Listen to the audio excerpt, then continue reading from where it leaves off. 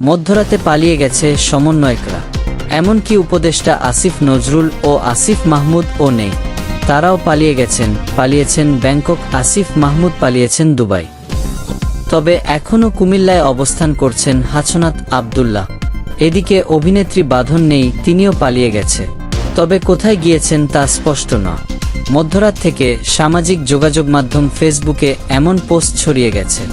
এমন অবস্থায় অনেকেই সন্দেহাতীত প্রশ্ন তুলেছেন, গণঅভ্যুত্থানে সামনের সারিতে নেতৃত্ব দেওয়া সেই সমন্বয় করা সত্যি পালিয়ে গেছে।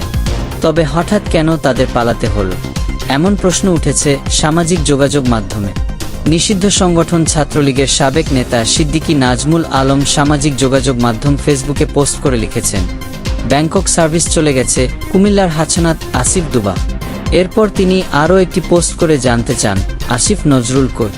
নিষিদ্ধ সংগঠনের সাবেক এই নেতা এর আগে আরও একটি পোস্ট করে লিখেছেন, সব ভাগছে কেন, তোরা তো মুজিববাদের কবর দিবি।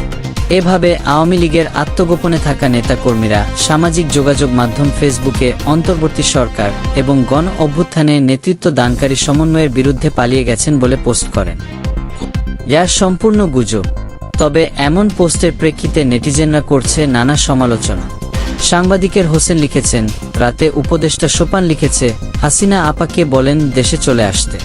আত্মগোপনে থাকা আওয়ামী লীগের এই সব পোস্ট শেয়ার করে অনেকে ক্যাপশনে লিখেছেন, নাজমুল ভাই ঠিক বলেছেন, ভোরবেলা উঠে দেখি ঢাকা শহরে সব মানুষ পালিয়ে গেছে, রাস্তায় কোনো মানুষ নেই, মেট্রো রেলটাও নেই, বোধহয় ওরা মেট্রো রেল নিয়ে গেছে।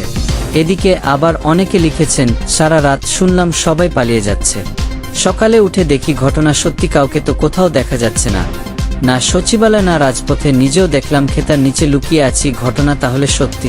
সাদিকুল ইসলাম, উন্মুক্ত বাংলা।